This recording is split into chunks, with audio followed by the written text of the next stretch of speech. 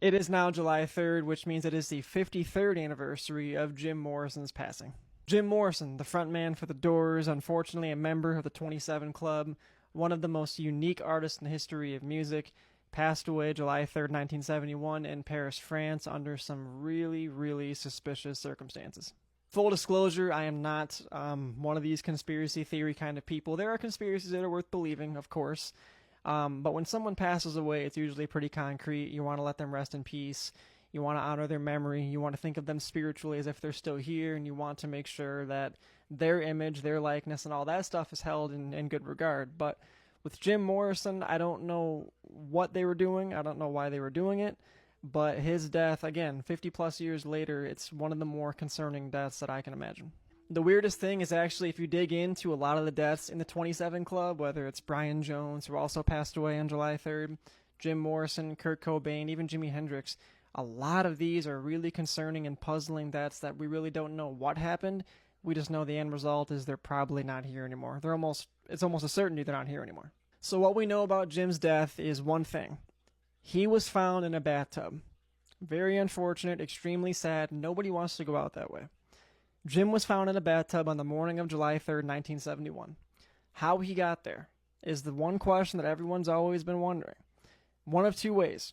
He either ran a bath for himself in the really early morning of July 3rd while his girlfriend Pam was sleeping and he died in said bathtub due to congestive heart failure, or he overdosed at the local club that he frequented pretty often in Paris, France, and they brought his body back, ran a bath for him to make sure that he's going to be okay, not knowing he was gone at that point.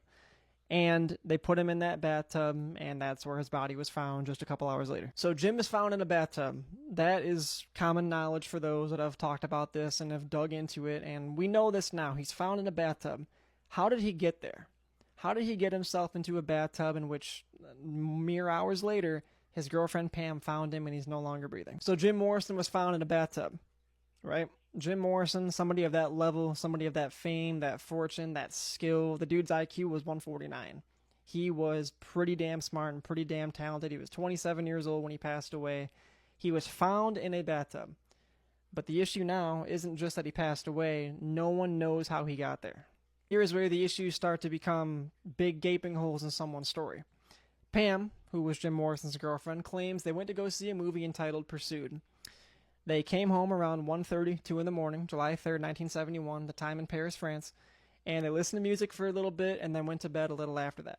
So Pam woke up Jim from their sleep because she was worried about his breathing patterns, and he was not breathing correctly while he was sleeping. Jim, at this point, had congestive heart failure at age 27 because of his bad alcohol use. He had a wrecked chest, and his liver was probably just as bad. Jim would, according to Pam, tell her that he's going to be fine, that he's going to run himself a bath for a little bit, and then he's just going to rest in his bath. He's going to be good. Don't worry about it. And then just a couple hours later, Pam woke up and went into the bathroom, and Jim was no longer breathing.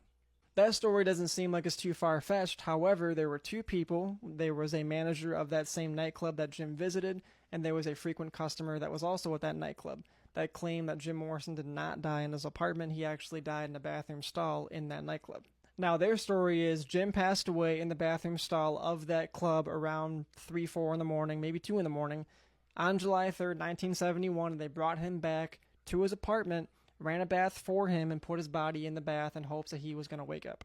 The story claims that he passed away due to congestive heart failure in his bathtub in Paris, France on July 3rd, 1971, while the other story claims that he passed away in a nightclub and he was carried home and put in said bathtub.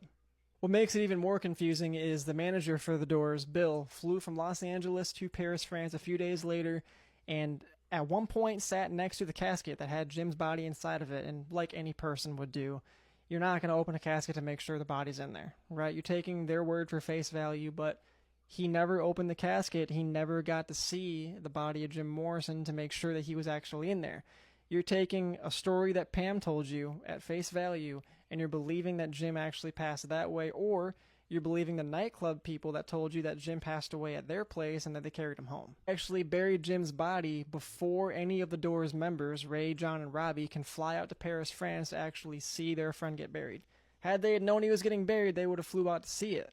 So Ray Manzarek, for the longest time, founder of the Doors, did not believe that Jim was actually gone. None of the members did, because they had not seen proof behind it. They could not be there for the funeral because they had no idea. They had heard about Jim's death a couple times before. Jim allegedly got hit by a car one time and came in a few hours late to a gig, and Jim was that kind of person to pull a stunt like this, and Jim was one of them kind of people that would have a laugh at something like this.